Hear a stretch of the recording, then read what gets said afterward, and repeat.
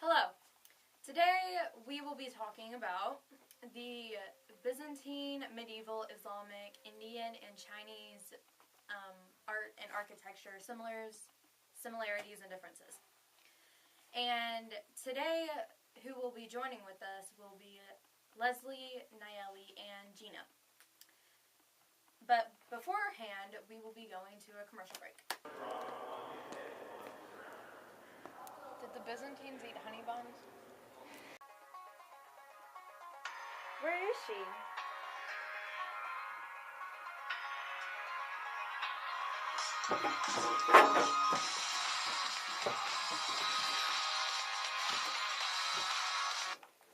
Okay, sorry about that. But as I said before the break, today we have three special guests, which are Gina, Leslie, and Nayeli. But our first that we are going to be seeing is Leslie. Hey, Leslie. Hello. How are you today? Good. That's good. Well, we have some questions for you from the people in the audience, and we would like you to answer them. Alrighty. The first question is, what did Constantine construct? Okay, well, Emperor Constantine constructed elegant buildings and Christian churches.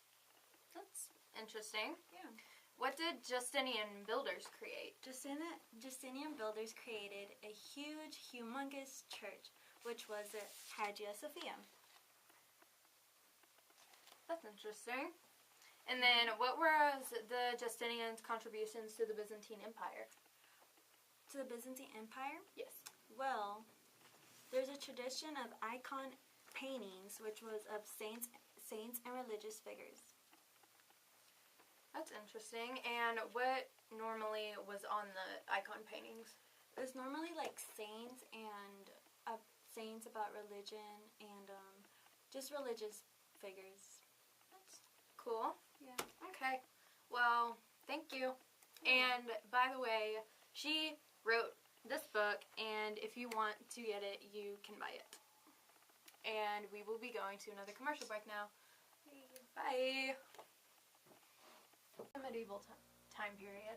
The medieval time period was when there was gradual recovery from the Romans' collapse and growing interaction with societies around the Mediterranean Sea. That's interesting. And then what else occurred during the time period? New tools were introduced from Asia. Invading tribes helped spread agriculture during the 10th century. Alrighty.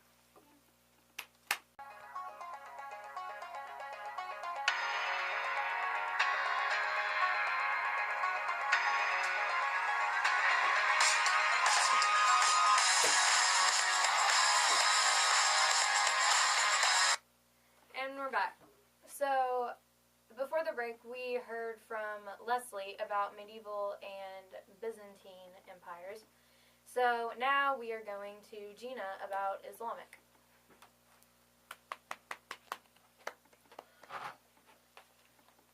Hi, Gina. Hey, Emily. So, we have some questions for you as well. And the first one is, how was poetry transmitted? Oh, poetry was transmitted orally because they didn't really have a written language. So it was kind of like, it was like singing a song in a way. Yeah. And then the next question is, what did mosques and palaces cover? It mostly grew larger over the most ornate parts in the empire. Like if you see in the Stearns book of Cordoba, those really big fancy ones, and they mostly covered the Iberian Peninsula and much of North Africa as well. And it also illustrates the depth and the expansive and power of the Muslim people. Yeah. All right. And then the last question is, what did Jewish and Muslim scholars do? The Muslim, well, it's like with the Jewish scholars too in the Abbasid domains, the priceless writing of the Greeks, such as medicine, algebra, geometry, and astronomy, also anatomy and ethics, were also recopied in Arabic, and they were also like traveled. All right. Well, thank you for coming on the show. Thank you for inviting me. Okay. Oh, look, it's Pope Charlemagne.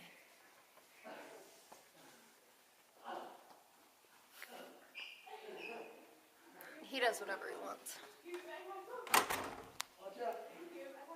mood of royals. Okay, hold up. I've never seen a diamond in the flesh. Hi, Emily. Okay, we're back. So now we're going to be talking to Nayeli about the Chinese arts and architecture. Hello. Hi. So we have some questions for you as well, and the first question is, what did the scholar administrators and Confucian teachers do? So what they did, since it was a Tang area at that time, they pretty much wrote all this literature, and it's what the Tang area was most remembered by. So, yeah. Okay. And then the second question is, what is the Live Bow poem? The Li Bo poem, he was actually one of the most important poets during the Tang era. So pretty much everything revolved around him, all the literature. And he pretty much wrote a lot of short stories about like the common people and popular beliefs and witchcrafts, and yeah. Okay. And then the last question is, what can you tell us about Muslim rogues? I'm gonna switch. Okay. Yeah. So this time we're going to be talking to Nayeli again, but she's going to be talking about Indian arts and architecture. So we have two more questions for you, and the first one is, what can you tell us about Muslim rugs? Muslim rugs, they had really vivid colors, and they were woven like really. They had really exquisite designs, which were rarely like matched. That's why they were known more, pretty much. So. Okay. And then the second question is, what can you tell us about Persian tiles? Persian tiles, they were mostly seen in domes and mosques, Hindu temples, and like it made it more artistic during that time period. Also, Islam had similarities also in this architecture. Okay. Well, thank you for coming on the show and answering those questions.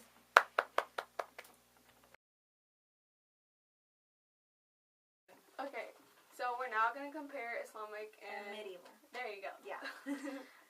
Okay, now we're going to do, because my thing is about just religion and education. They're not together, but yeah, and mine are together with religion and education.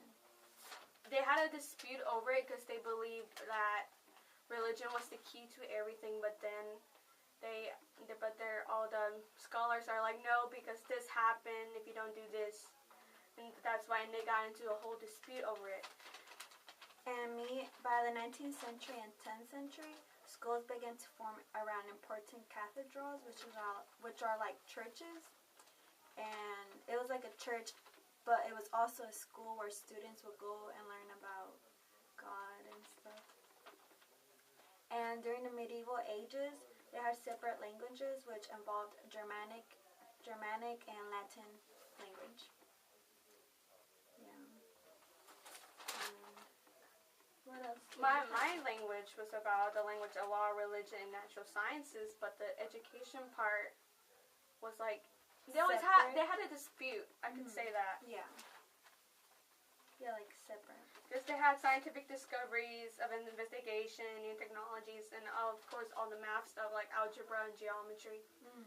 But they never really combined it. They never really combined it together. Yeah. You went to school and then you went to church. It was not mixed like a school church, like for medieval. Yeah. Yeah. Okay. Well, guys, that was it. Yeah. Yes. Bye. Okay. Bye.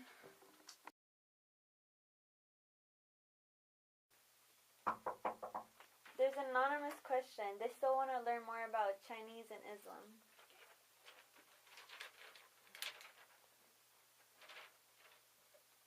Okay, well then, I'll start.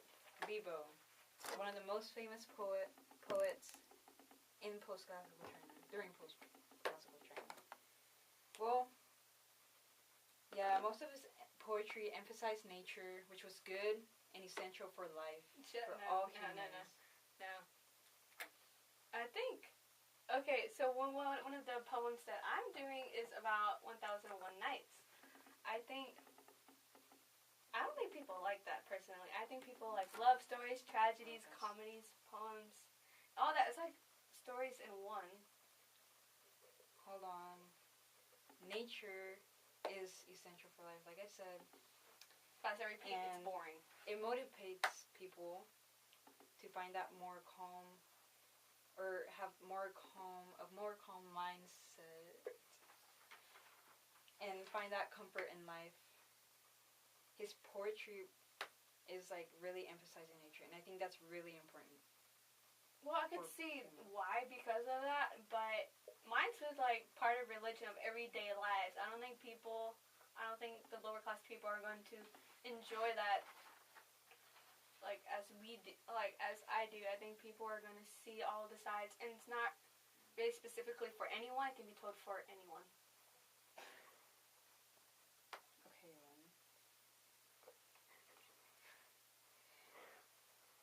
Leslie, you're supposed to say it. What? So we'll be talking about Islam and Byzantine religious arts, similarities and differences. I'll start first. So Byzantine created Christian churches, which, for example, the Hagia Sophia. Me specifically, I do not have a specific church, but I got those really big ones in Cordoba. Those really ones filled with tiles and mosaics and all of the rugs and stuff. Yeah, and the churches revolved around Hellenism, which was like old traditions. They didn't really like to develop new ways. They like to stay to the old ways, and I have a similarity with that too. Mine, the old people, I don't want to call them old, but like they want to keep the old traditions. They want to change anything, but later on when they discover new things, they will want to change things to adapt to them. So I guess that could be a similarity between us. that's similarity. And Byzantine religious art provided like an environment for worship, so they will go there and worship since like all the icon figures, like I guess it inspired them to worship. We had synagogues or mosques, and the dhimmis, like the Jews and the Christians, were allowed to pray in ours. So, yeah. Yeah. And by the 10th century, the Byzantine Empire has become a really powerful monarch, and it had a well-organized military activity. Like in this picture.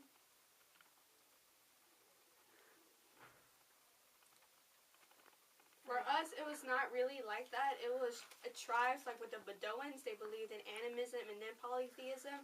And then Muhammad, he then created like Islam, so then it used to be leaders, and then religion started to lead the region by that. It was no like governors. You have to be in that religion to rule.